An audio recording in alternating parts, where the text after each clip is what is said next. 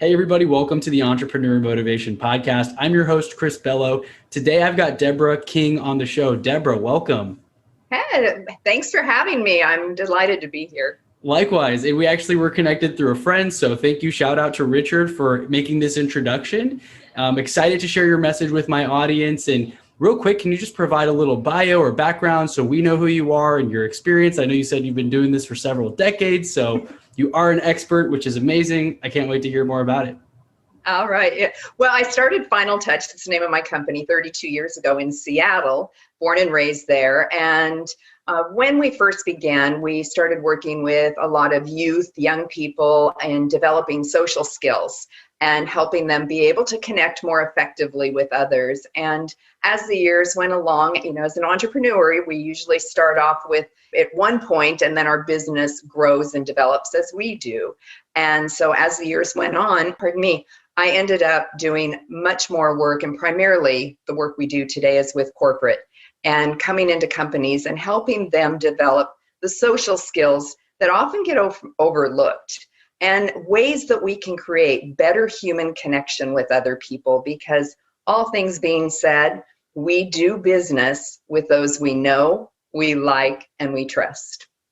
Definitely. And it is funny to see how a lot of places don't train about that. They don't train much on that. I worked in corporate before, a big Fortune 500 or 200 company, and the HR training is more about the policies, procedures, and all of that. You don't really learn about how to communicate with other departments or get a message across or not come across as condescending. And you see those little emails go back and forth of, man, that could have probably been said a little nicer, and I don't know if I like so-and-so. So this is a very important topic, especially for business owners growing a business. How do you do personality tests and make sure the people are a right fit and match the culture? And so you primarily train, you said corporate right now, you go around and those are primarily your clients? Yes, and prior to COVID, we were doing everything in person. The world would look very different a year ago, didn't it? Yes, it did. It's a different little world. Did we know 1 year ago today how different the world would unfold. And everything that we did was in person. So I did training for many years for Boeing. I've done training for Microsoft, many of the Fortune 500 companies, as well as small mom and pop startups or individual entrepreneurs. And we would go in and spend 1, 2, 3, 4 days diving into the value and the importance, and then the practical how-tos of creating better social connection. How can we relate to others more effectively? Because any of us, when we get a job, we apply for a job, we're all excited about getting that position. Yes. We call all of our friends and we say, I got the job. We post it on social media. We're so excited. We get up early that day and we spend extra time getting ready, and we groom really carefully and choose our clothes carefully and show up a few minutes earlier, and it's heads up, certainly not buried in our phone. Right. Heads up, and we're looking around and we're really picking up on those social cues that are taking place. And then at some point, we start hitting the snooze button and we start wondering, is it Friday yet?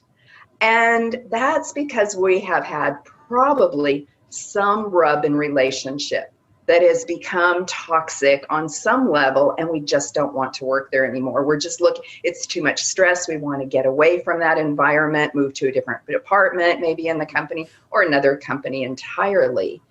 And what they have discovered is that this cost of incivility in just U.S. corporations, and mind you, this was pre-COVID. I can't imagine what it'd be like post-COVID.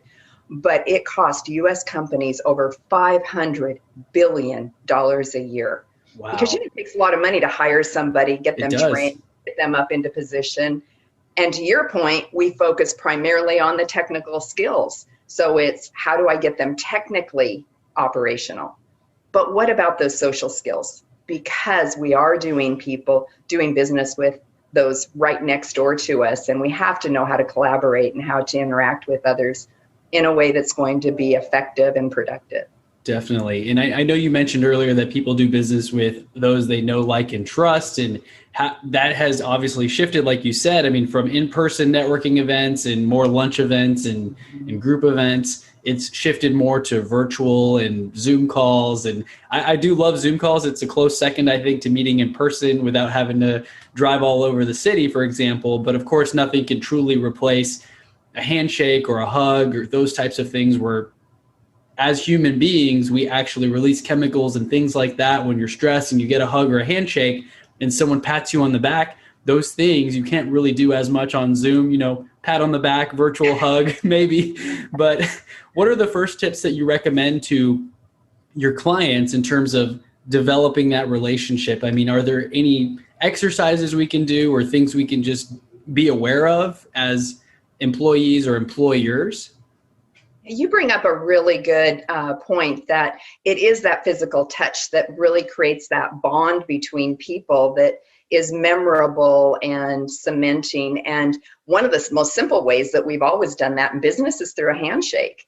That handshake releases, that physical touch releases oxytocin. And oxytocin is known as the connection hormone. So you think about this, in the last year, we haven't been shaking hands and we haven't been touching others, and proximity matters. So the further away we're standing from one another, that creates additional distance. So that hunger for human connection, I think, is at an all-time high. I think people are, what I'm hearing from our clients is they're fatigued. They're kind of burnt out on everything, and they're a lot of them are having a hard time just getting up every day and going to sit in front of their computer for another Zoom call or another meeting or from the home office. Exactly. And so one of the simple techniques that we use always in our training is the art of acknowledgement. Here, it's 3 easy steps, and they're so easy, I think we overlook them. In fact, I'm going to write these down. Much of what we talk about at Final Touch, I say, people go, Deborah, that's just common sense. Everybody knows that. Well, I always say it's only common sense if we've been taught those skills. And so often we're only taught the technical skills and we're not taught these other things. We kind of pick them up. Maybe they've been passed on through our family, and maybe they were passed on effectively, maybe not. We've watched other people, observation, trial and error. I'm not a very good one at that because I do error more than I win, Yeah. So one of the easiest things we can do is acknowledge other people. So the 3 steps for the art of acknowledgement are this. 1, make eye contact.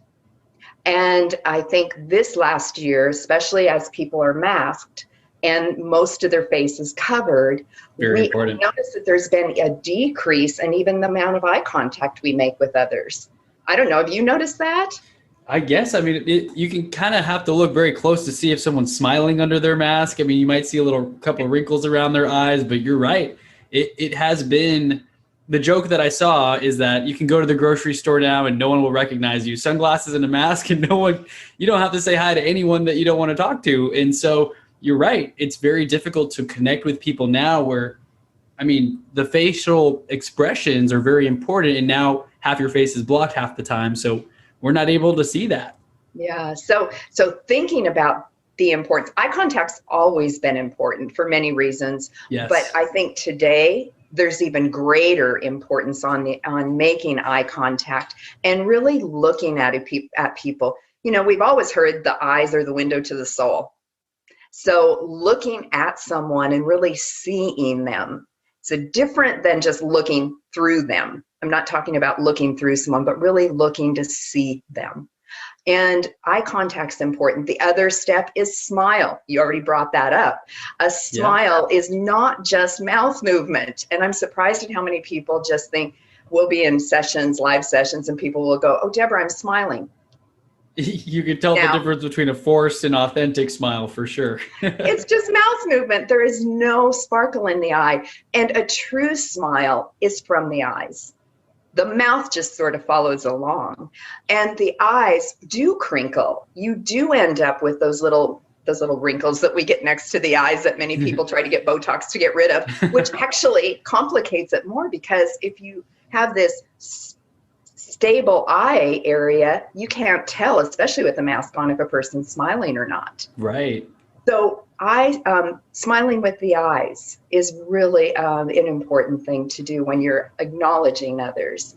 And then nod or say hello. So eye contact, smile, and then either nod or say hello, depending on the setting. Sometimes it's not appropriate to speak. And then, you can take a step further and introduce yourself and carry on a conversation. But at least look around and see the people that you're doing life with, whether it's brief and passing or it's long and lasting.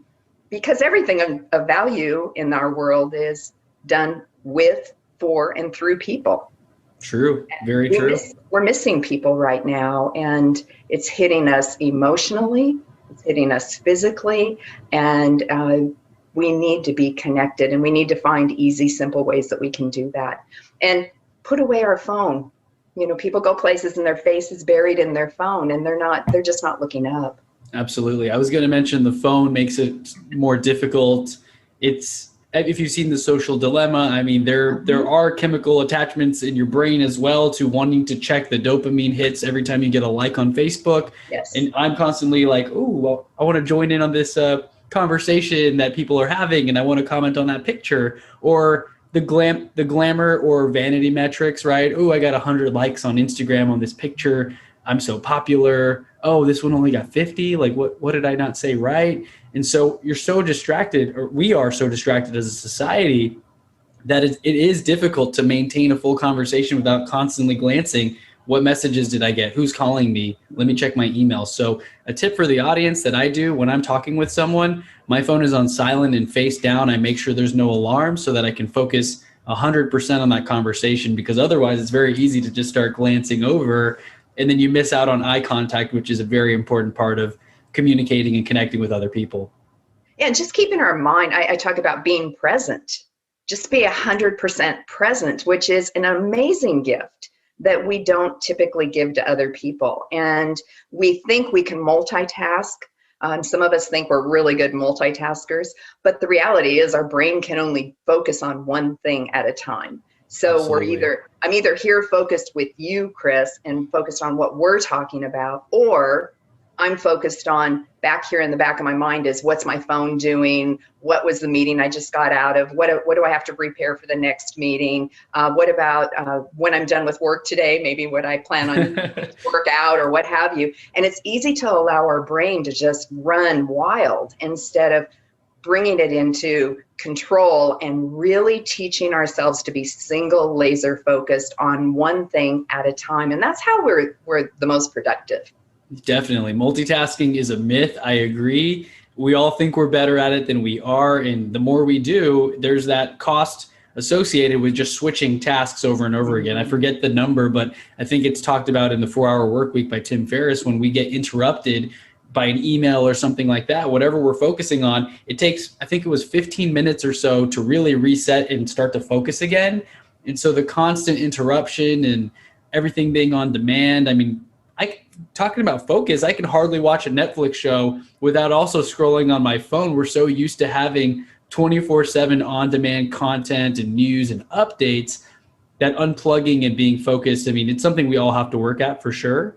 And just having the phone put away and focusing on whoever you're with, being present. Zoom calls are great for that, because here you're looking at me, I can't just start like doing other things. Whereas on a phone call, half the time, you're kind of texting at the same time and you're checking emails and Facebook. So any tips for being present more with family and setting boundaries and making sure, I mean, I know family, that kind of bleeds into the workforce, I would imagine, because what you do at home is probably what you would do with people that you work with or see every day. So I'd love to hear any thoughts on that in terms of how can we build systems so we don't fall prey to those temptations? Well, you would think it would be the same, whatever we do at work, we're going to do at home, but I don't find that is always Really? the case, because I think we go to work and we put on our work hat and we think, That's here's true. where I'm productive. And I'm either, as an entrepreneur, I'm the boss, I'm the make it happen person, people listen to me. Or if you are leading a company, people are looking to me, they're taking my orders. And then we, especially now that we're working at home, everyone, now we turn off the Zoom call, but we don't switch our brain into, no, now I am a wife, a mother, a friend, what have you, whatever my title or my role is in that relationship. Right. And so I forget how, or I don't take the time to adjust my mindset so that I can operate maybe in a more effective manner for connection. And that's why connection, that word, is so important to us here at Final Touch, because it's always about human connection. If we strip everything else away, without it, we really have nothing. We really have nothing. And I think it's easy to get busy doing the what, and we forget the why. Why am I doing what I'm doing? If I really know why I'm doing what I'm doing and who I am, I'm centered and grounded in that, then I can step back and go, wait a minute, what's most important here? Absolutely. What's most important? And at Final Touch, we always say, how do you want to be remembered? How do you want to be remembered? And that's a good thing to ask. I ask that of myself often. How do I want to be remembered at the end of this Zoom call? How do I want to be remembered when I just posted that post on social media? How do I want to be remembered when I stop in my local coffee shop and get a cup of coffee? How do I want to be remembered with my friend on the phone that just called about an issue? How do I want to be remembered as a wife or as a mother or as a grandmother? Those are really important questions for me, and they frame up and guide how I do everything. And I do think as entrepreneurs, since that's a lot of, I know, your audience, and also what I've been for 32 years, as an entrepreneur, it's really easy to get focused on our product or our service, whatever we're selling, our widget, right? Definitely. So we created this widget, whatever it might be, and we've got to get it marketed, and we've got to get it out there, and we got to generate money. I mean, let's face it, money. We require money to live. We got to pay bills and mortgages and what have you. But really, it's not about just the widget. We have to be focused on the person, not the product. And if I'm focused on person first, how can I best serve you? How can I best connect with you? How can I best support you? Then I have found over time that person may not become my client today, but I've watched 2 years, 3 years, 4 years later, they come back around and they say, I want your service. It's amazing how that works. The connection, it really goes full circle. I just got off a phone call on the drive here to the office, and it was someone who asked me for some help with real estate, and I've never worked with him. It was a referral, so I've never met this guy in my life. I gave him as much help as I could, but he wasn't in a position to buy a house, so we never worked together. And he just called me to let me know he's going to introduce me to his doctor who wants to buy a house, and we're on a group text, and the conversation's starting. And so it's amazing how being there, being present, a 5-minute phone call a year later could turn into something that you might have not gotten the opportunity to follow up on if you had just sent it to voicemail or never replied, or kind of blown it off as, this person's a waste of my time. They can't do anything with me now. That's very short-sighted, as we can tell in this example. So good. So good. And really, what at the end of the day, nobody really cares about how much you showed up and did in the office. Nobody really cares. You're not taking your money with you. Right. But the relationships, I've sadly been to a lot of funerals and memorial services in my life. And, you sit there and you listen to the stories about the person. You see how many people showed up. And yes, there will come a point for every one of us where that day will be there and people will gather around and talk about you and remember you in that manner. But we're remembered in every little tiny interaction. And when we create positive bonds, we create that oxytocin, we create those feel-good hormones with another person, and they feel safe. They feel like there's not threat there. They really feel like there's a place of safety. They're going to come to you, especially I know in the work I do with social skills. everybody thinks they should know these things. Oh, I should already know this. I hear this all the time. Deborah, I should already know this. I'm, at the top of my game technically, or in my business world. And yet I don't. I have areas that I really have questions about. And I think I could be more effective if I learned these things, but I feel kind of like I'm stupid. And I say, rest assured, I hear this all the time. We all feel that way. We all do. And we all wonder, did I wear the right thing? Did I say the right thing? Right. Did I do the right thing? Or did I just do something that was incredibly embarrassing? And then that hits our self-confidence. And, that's an issue. Absolutely. And I think more people are more self-aware than others. I have met the people who are kind of clueless as to something they just said, where I know that it came across as harsh and like someone's going to get offended. And so I guess there's also the other extreme where sometimes I know I don't know, maybe I'm biased because it's me, but I feel like I'm pretty good at just reading the room. And of course, this is pre-COVID, pre-masks. Maybe now it'll be a little harder with the masks. I can't see what their facial expressions are. But it's interesting to see the different variations of people, but it's something that we all need to work on is how are we coming across? Are we being open? And the quote that comes to mind is the Maya Angelou quote that says, people won't remember what you did. They'll remember how you made them feel, or something along those lines. And that's what people will talk about at your funeral, I would imagine, is, Chris or Deborah were such great people. They always helped me no matter what was in it for them. They were always open. They always took that call, and I'll never forget that. They won't remember how much money you made or something you did at the company. Usually, I guess, unless you filed a cool patent or something like that. But the other quote is that you can't take it with you. I've never seen a hearse with a U-Haul behind it, right? You can't take all the stuff and accomplishments with you. So really make sure to leave that impact on others and make others feel good. I think that's a huge takeaway. Yeah, that's so true. It's so true, Chris. And, back to know, like, and trust, I always say people need to know you. So that means you have to show up. And if you can show up in person, that's always the best. You're going to have the greatest possibility for human connection there. But we need to show up. And even in platforms like this, like on Zoom, I've been on many Zoom calls, and I'm sure you have as well, where there's a good number of people who don't have their cameras on. Right. And that's a very simple, easy way. It does mean you need to comb your hair and put on some clothes. It's easier for me as a guy. Just put on a t-shirt and some gel in the hair. That's it. Yeah, you do have it a little, but it's always true. Men have it a little easier in appearance it's true. department than the women do. But I need to show up, and just putting on your camera is a powerful way of communicating. And then thinking about, are you framed up correctly? What does this little tile on a screen, depending how many people are on that call, what does it look like? Right. That's your first impression. And that's what people are going to remember you by often.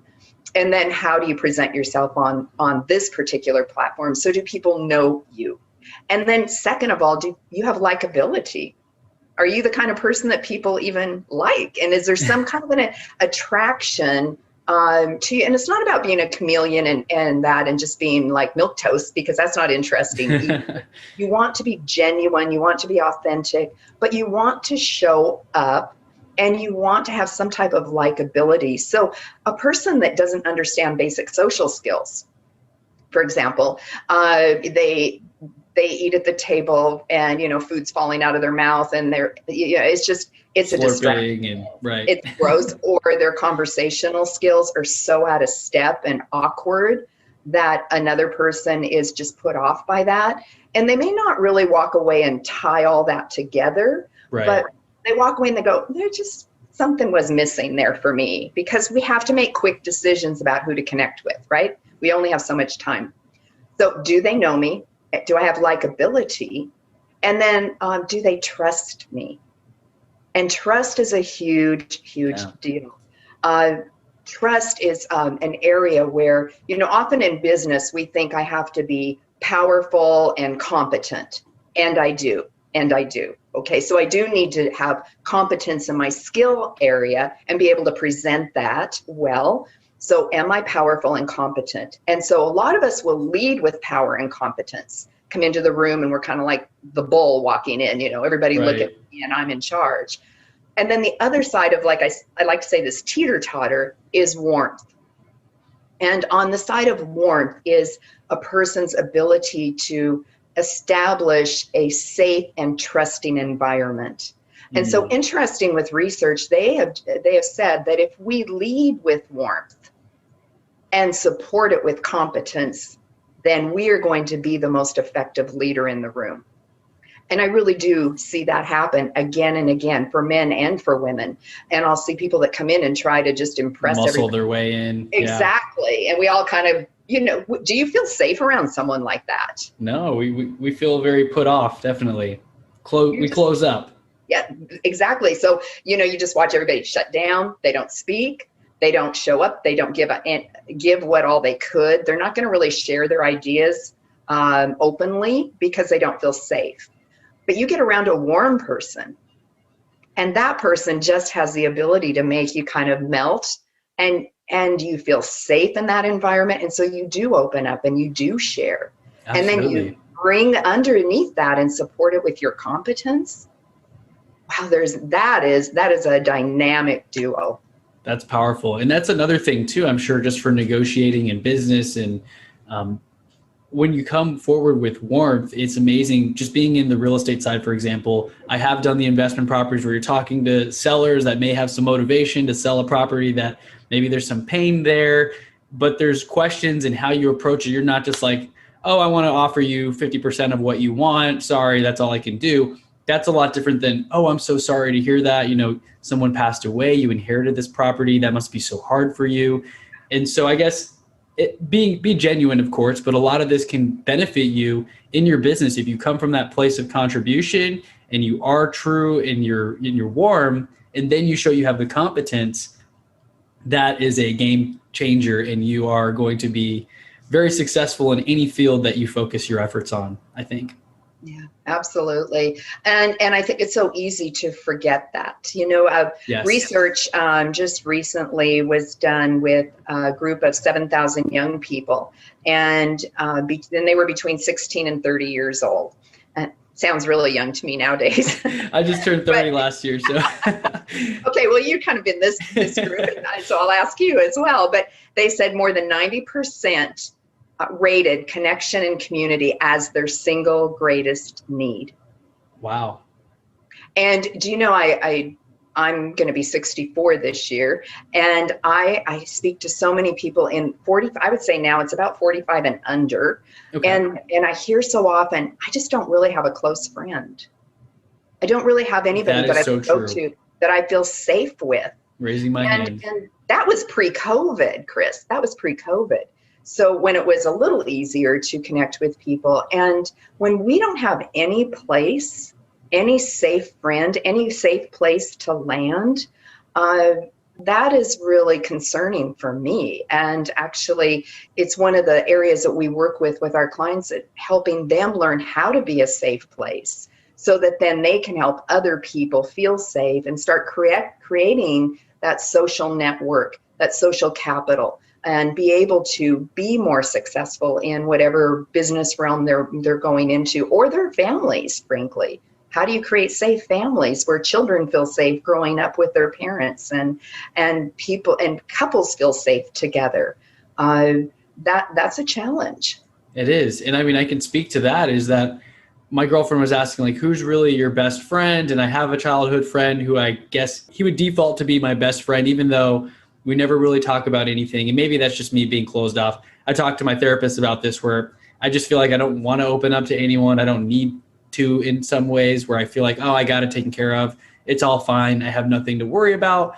But it was a little concerning, where I was like, I guess I don't really have a best friend right now. It might be this person, maybe this person that I like to play music with. I play the drums sometimes, and he plays the guitar. I guess we're best friends. But am I going to tell him my life story and what I'm struggling with right now? Probably not.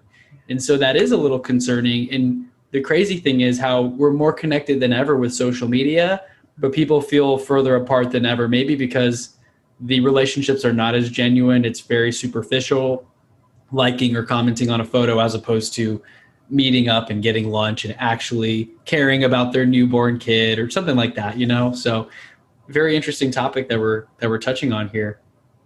And you think of social media, we get on there and we do just like or make make comments, or we start creating our own separate communities within that group where only people that think like me I'm able to connect with. Right. Instead of looking for opportunities.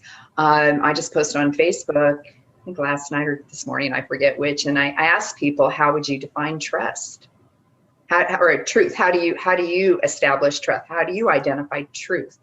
Really interesting. And I had a couple people start going at each other, and I said, wait a minute, that's not about what we are. And I know both of them, I love them both, but they are very different, I know, in their view of the world. And so they instantly, instead of answering the question and stating their thinking and their individual beliefs, they started, going after each other, which is so counterproductive.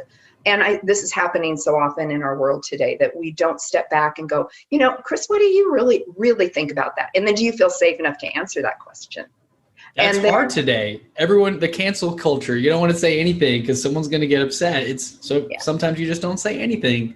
That's kind of where I feel right now. I'm very in the middle, which is not great. You have to really pick a side and stand for it, I think.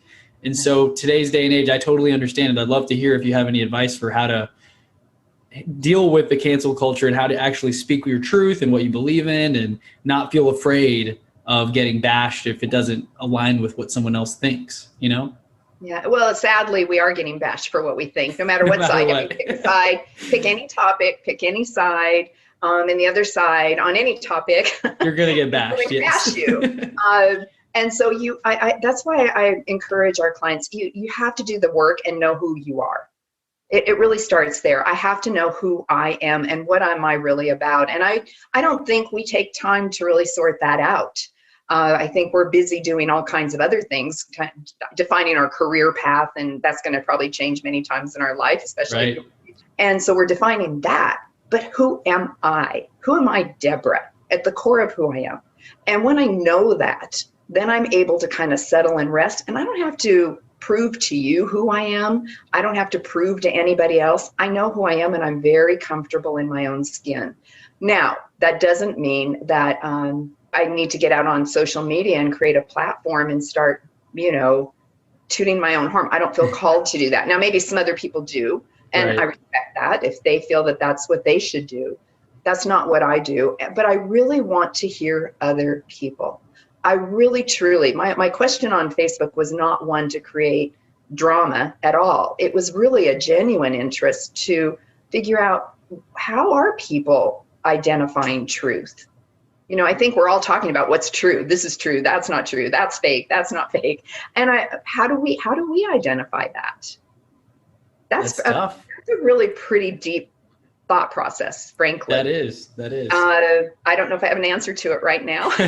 I was waiting. I was like, okay, so how do we really find out what's true? Because there's fact checkers and this is false information and that person's wrong and I get bashed for thinking one way or another. So I guess it's maybe just that gut feeling. That's how I perceive truth. Do I trust them? Are they genuine? Are they warm? Do they come from contribution? Can they think logically? I like to think that if someone's competent and they know their thing and they've done the research, if they have an opinion on something and they have the numbers to back it up, they're higher on the truth scale for me. Maybe it's not fact, but it's more believable. I think that's what Ray Dalio talks about in Principles.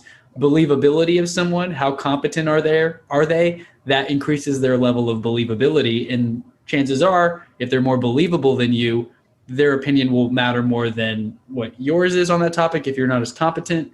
So that may be one way of looking at it, possibly.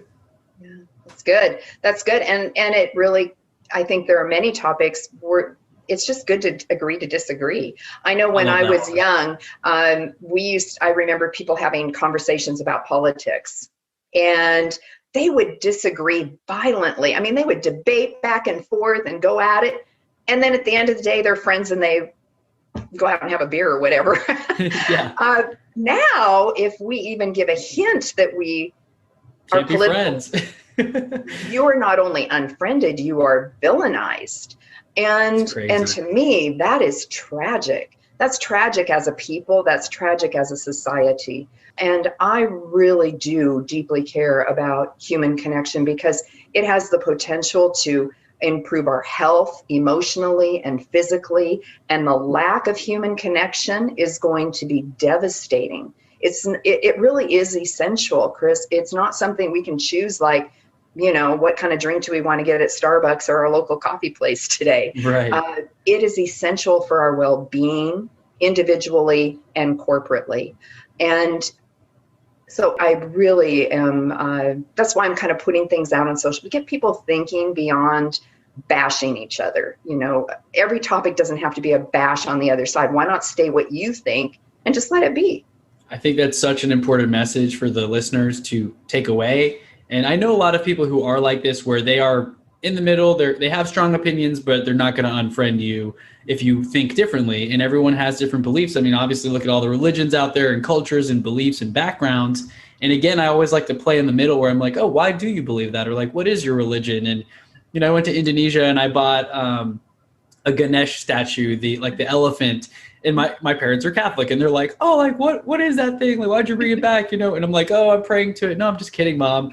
It stands for this and peace. And I forget all the things that the guy was talking about, but it was more of an art piece for me. And just being open to all other cultures and just ideas and ways of thinking, but also selfishly as a salesperson in real estate, it's like, why would I ever unfriend anyone? They could be a potential client, someone who I can help. And so I think more people need to think like that, because too many people, like you said, they're quick to hit unfollow, block, and villainize you. And that's just a way to reduce your friends and close your mindset off. And you're thinking so limited if you're not willing to at least hear other opinions. And so thank you for that reminder today. I mean, just to be open to different viewpoints. And be inquisitive. Yes. Ask questions. What's the harm in saying, let's say, Chris, you and I had very different opinion on, I don't know, what kind of bar soap to use. And you were really passionate about your bar soap, and so was I. And instead of going, oh, you're such an idiot, I can't believe you'd use that kind of bar soap, and blah, blah, blah, how people can get. Right. Instead saying, Chris, tell me, what is it about that bar soap that you're so drawn to? Why do you like that? What is it about that bar soap that really meets your needs? I don't think anymore. But really being inquisitive and not just asking questions to set you up, because there's that type of questioning as well. Right. But asking genuine questions, not because, frankly, at the end of the day, I care about the bar soap, but because why, Chris? I care about you. You are another human being that is made with worth and value. And because you are, I care enough to learn about you, even if it's something that's completely different than the way that I personally, because this isn't about me. Right. Right there, right then, it's not about me. It's about connection. And the reality is I'm only as good, I'm only as strong, I'm only as healthy as the diversity of connections that I have in my world. And if I don't know how to create those, support those, and promote those, then I am going to be limited in what I can do and the individual that I am. And then I would hope in like kind people would extend that to me, because the reality is we do reap what we sow. If I'm out there and I'm creating discord and all of that, that's what I'm going to be getting back. So my hope is in doing that the reality is I will reap that as well. Very powerful. And the quote, the Jim Rohn quote, you are the average of the 5 people you surround yourself with, is so true. If you are looking to get to higher level conversations and higher vibrations, as many people refer to it, you have to find those people that are vibrating at that higher frequency or on that other level of positivity and motivation that you want to be on. If you are stuck with the people, they call it the crabs in the bucket. I'm sure you've heard that analogy. If you're trying to get out of the bucket, other crabs will actually pull that crab down to keep it safe, to keep it at the level that you're on. And so if you're with those people that continue to pull you back in the bucket and they don't want to let you escape to that other level, it's time to change your environment. And another quote that I really love is, you can't change the people around you. You can't actually change them all the time, but you can change the people around you. So you can't change the people, but you can change who you are around. Very powerful quote. Yeah. So good. And it's true in business as well as just friendships. Yes. I always question, if I'm going through something in my life, I've lived a few years, if I'm going through something and I don't like me right now and I don't like what's going on in my world, I always have to question, who am I surrounding myself with? Who am I hearing from? One, am I hearing from anybody? Because isolation, we tend to think, and I think a lot of entrepreneurs kind of have this attitude a bit, is I'm a self-made person. None of us are self-made. We are the result of all of the interactions and relationships we've been exposed to and exposed ourselves to. Right. And so that is going to be important. So I start looking at, okay, I am missing an important piece of my life right now. And so I start looking and opening myself up to something new coming in. And sometimes I have to let go of something and sit there with, a void until the right thing or the right person comes along, and then start building that new community. But I can't do that, Chris, if I don't know who I am. I have to be really clear about who I am and where I want to go in life and what my life is about. And then it more easily, those types of people start being drawn to you. That's so powerful. Do you have any tips on how to really figure out who you are? I mean, I'm stuck there right now where I had monetary goals, I'm hitting them now, but I want to make it more meaningful, not just a number, but maybe donating back to the community or whatever. I want to tie more purpose to it instead of just having vanity metrics of how many deals am I doing, how much money am I making. And so I'm stuck there. How do I find my purpose and what really drives me every single day? I don't have any children or anything at the moment. And I love my girlfriend and we have a couple of pets, but like what really drives me, what's my why? I'm trying to figure that out. So any tips I would really appreciate. And I'm sure some people in the audience are struggling with this as well. So just would love to hear your thoughts on that. Well, a couple of quick things come to mind is one, I always sit back and go, what are the things that really frustrate me? This might be backwards, but there are those things that really irritate you. So what really gets under your dander? You go, oh, I just get so frustrated when I see this happen. And for me, it was about seeing people treat each other being mean to each other and just disregard humanity. And so that really was a secret into what my gifting was. My gifting was that power of human connection. Right. And so what about you just gets under your skin? What just really irritates you every time you see it happen? And this isn't about just a business, because who you are will be applied to whatever type of work you do, to whatever kind of group you're involved with. So it's not just about, what are your hobbies and that's all good. You can write all that down too. But these are core values. These are what I call, these are deal breakers. I do a week-long camp for young women, between 18 and 29 years old, and here in Texas every June. And one of the exercises we do in that week program is dive into this subject matter. And so I have them take sit down and write out where do they see themselves when they are 40 and then 60. Of course, they've never thought about this generally. And so then I say, I want you to be as descriptive as possible. And so they start writing down where they see themselves being. And this isn't necessarily the job they're doing, but the kind of life they'll be living. And I've never once, in all the years I have done this exercise, had one person say, well, Deborah, what I want to be is divorced. I want to be married to an alcoholic. I want to be a drug addict. I want to be sleeping on the street. I want to be poor. Right. I want to be standing in food stamp. And I'm not diminishing talking down on those things. Story. Right. I'm not. But right. That's not my dream, right? Right. I grew up on welfare, and I know what it's like to stand in the government line to get cheese and butter. I know, I've been there. So please don't hear what I'm saying as being diminishing of where anyone's at. But that wasn't my dream as a little girl. What was my dream? And going back and saying, when you were really young, what really brought joy to you? Before you were thinking of a career, before you were thinking of, you're probably thinking about your grades in school, but what other things really brought you joy, really made you happy?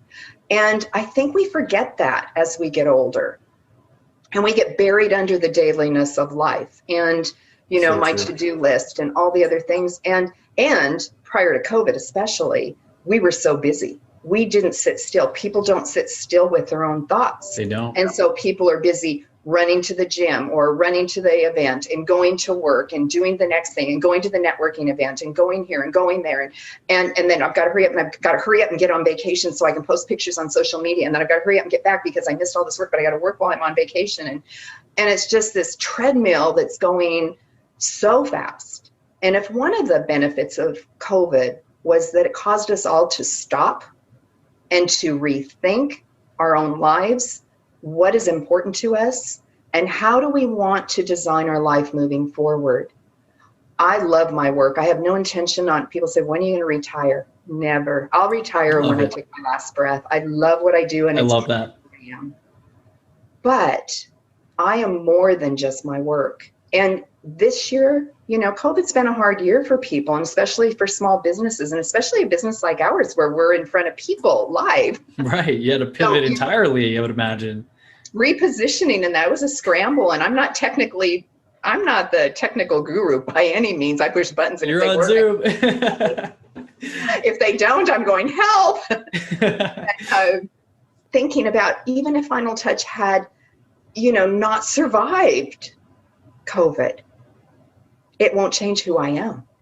It will not change what I do. Right. It will not change how I'm going to go about life.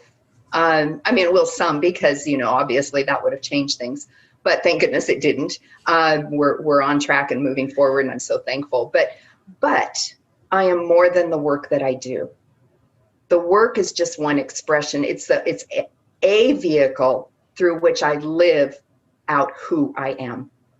And who I am is the gift that I bring to the table.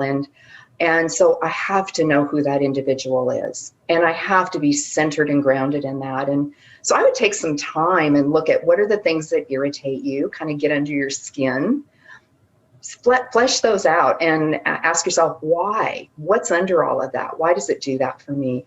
And then look at things that really bring you joy. And think about when you were a kid. What were some of the things that you always wanted to go do, or the things you were always drawn to? I think if we did that more, we wouldn't see a lot of people hitting their 40s or 50s and having midlife crises because they got into jobs or careers because they thought they were going to make a certain amount of money, or they were going to have a certain level of prestige, or their parents told them to do it, or the academia told them to do it. Instead, they're going to live lives that are really fulfilling, not only for themselves, but life-giving to those people that they encounter. Thank you for that. That's very powerful. And I've been furiously writing notes here. You are more than the work that you do. As entrepreneurs, many of us have that identity that we are our work. And I've heard, or I've read this in some books as well, that a lot of people, when they retire, they just mysteriously die a few months later because they lost their purpose, they lost their identity. When they're on the golf course and they're no longer the CEO of that company, or they're no longer a president at another company, or they're not the owner of another business, they don't know what they are, and they don't have a purpose, and they don't wake up every morning excited, and they're not sure what they're going to do. And so I love what you said there in terms of you never plan to retire, but even if the business shifted, you'd still be who you are, and you might have to work on things in a different way and learn, more technology or whatever to adapt to the COVID environment. But you are different than your work. I wrote that really stuck out to me, because right now it's like my identity is tied up in my work, and I need to understand that, who am I? Who is Chris? Yeah. And then Chris happens to do X, Y, and Z, right? That's right. That's exactly right. And I'm going to follow up on one thing you just said about when you get older and you retire. I do see a lot of people hit retirement. Obviously, I'm at that age now, and they're looking to get out on the golf course or go on vacation. And sure, that'll probably sustain them for maybe a year or two. But even that would get boring, I'm sure. It will, because we are biologically hardwired, one, for human connection. Yes. And we are created with gifts and talents in us that we are designed to be able to give away. And when we hold that in and we become stagnant, we do wither up, and we do die inside. I've been at many, many nursing homes or retirement. Actually, I've been a speaker for some of them. And I've gone in there and you see, I look around that room and I think every person in a wheelchair, in a bed, sitting at that table that just has a blank look on their face now, that is in the final days of their life. They were a CEO, they were a teacher, they were a mother. They were, I mean, not that they ceased being a mother, but they were Right. actively engaged in those roles. And it's so easy once they get to be that place that they're forgotten. And I think that often in our youth-obsessed society, we look at beauty and youth as valuable, and we forget our history. We forget the people that have gone before us, and we don't look at the treasures in our seniors that we should. There really is a wealth of wisdom. They don't know everything, and they don't, well, most of them don't purport to know everything. And they want, I love being around young people. Many of my friends are your age, frankly, Chris. And I'll be sitting there and having coffee with them. We'll be talking, and every once in a while it dawns on me, oh, you're younger than my kids. Because it's about how do we support and nurture each other? And I'm so honored that they bring me into their life, and I so value what they place into my life. Let's look for how we can build communities of people that are of different age groups, of different ethnic backgrounds. How many, I've often asked people with all the issues around race that we've had, how many real friends do you have that don't look like you, believe like you, do everything like you do? How many real friends? Not people that you know about, that you work with or what have you, but real friends. Because that tells me the depth of your interaction with the world around you. And I'm thankful for the great diversity of friendships that I have in my life and around the world, and from every type of background and belief system. And yet I'm very centered in who I am. I know who I am. I'm very stable in that. Very good tips here. Just, you have to make friends and be genuine. I mean, I love that. Be inquisitive, asking questions, and having friends from all over. I've also been to several nursing homes in assisted living facilities in Houston, especially with the investment type properties. I mean, a lot of people, they've been in their homes for 60 years and then they move to the nursing home, and the home is in great condition. They've taken great care of it, but it's like a time machine where they hadn't updated it, and the wallpaper's there and the wood paneling and everything. And one thing that really stood out to me, a few assisted living facilities will have the like Hall of Honor or something for the veterans. And it was really cool to see. I mean, you could see the gentleman in a wheelchair, or, someone who's been there for 5 years or something. And like you said, they have that blank, empty stare. And it's very sad to see sometimes when they don't have that excitement. But you see this photo of them when they were perhaps my age or younger, serving for the military, having a purpose, showing up every day with a smile on their face, so proud, right? And so, yes. But then you also see the people who are excited, bingo time, like, yeah. So I have done some volunteering, and I poured some coffee at different tables before COVID, of course. But I had a few people who are like, hey, give me another cup of coffee, like they're, yeah, okay, here you go. And then the other people who are, thank you so much, you're so handsome, like, it's so great to see you. So it's a great, your cheek. Exactly. And so it's a great feeling when you're able to make friends and just connect with people, because, I mean, it's incredible to talk to people who've lived twice as long as me or longer. That's so much more experience. And while they may not have all the technological savvy that I do and know how to do FaceTime and all this stuff, in some cases, I mean, some of them know a lot of things that I don't give them credit for. And even younger people, kids way younger than myself, I can't act like I know more than them, because there are kids who are seeing success faster in real estate or my field, growing social media presence, 18-year-old kids. There's a 7-year-old kid who makes millions of dollars a year, for example, reviewing toys on YouTube. And so really you have to find the value and just make connections with everyone, because you can't judge a book by its cover. You never know someone's experience or what they've accomplished, who they know. I mean, it's amazing. I love making friends. I could talk to random people all day. I'm sure you can as well, from what it sounds like. Well, that's why you do what you do, and you do it so well, because you do have an ability, Chris, to create that human connection. I felt that the moment you turned on the camera and we got started, it was like, yes, because you felt that. And I think that's the difference. A lot of it is you just know, when you get with someone, when you're in a safe place, it's that first impression. That blink of an eye, in a 16th of a second, we've made over a dozen assumptions about the other person. And what we're scanning for often is, do I know you? Do I like you? Do I trust you? Are you a safe place, or do I withhold and pull back? Absolutely. And when that trust is there and you feel safe, magic can happen. Absolutely. And I know we're at the end of the hour. That's probably your alarm beeping over there. But thank you so much, Deborah. I loved this conversation, got a lot of value. And same thing with you. I can tell you're genuine, authentic, and I just feel good talking with you. And I'm sure the audience feels that way as well. I want to give you a quick opportunity before we jump off the call to share where our listeners can follow you and stay in touch and learn more about everything you offer and more. Yeah. Well, thank you, Chris. FinalTouchSchool.com is our website. I invite you to go and visit it, look at it. We have some blog posts on there. And we also send out a newsletter once a month, so you can sign up there. And that's a great way to build on your social skills learning free every month. We send out a little topic every month, and it's a great, easy way to keep up with that. And then sometimes we put free offers and free things in there too. So that's another benefit. We also have a couple of virtual classes coming up, and one is called Launch, Linger, and Leave. So it kind of ties into what we're talking about today, and how can we be more effective in connecting with others primarily through conversation. So how do I launch a conversation? How do I linger? And more importantly, how do I get out of that conversation once I'm in there? Right. And then we have a 5-week masterclass coming up for people that are more interested in diving in depth, and that's a 5-week program. Awesome. And so they can find all that from just checking out your website as well? Go to the website, and probably the easiest way is you go right to the store and you'll see all the classes listed. And we have some live programs coming up as well for those that are ready and eager to get back out in person. Sounds good. Well, thank you, Deborah. Once again, I will link all that up in the show notes, and I'll be sure to share this with you as soon as it goes live.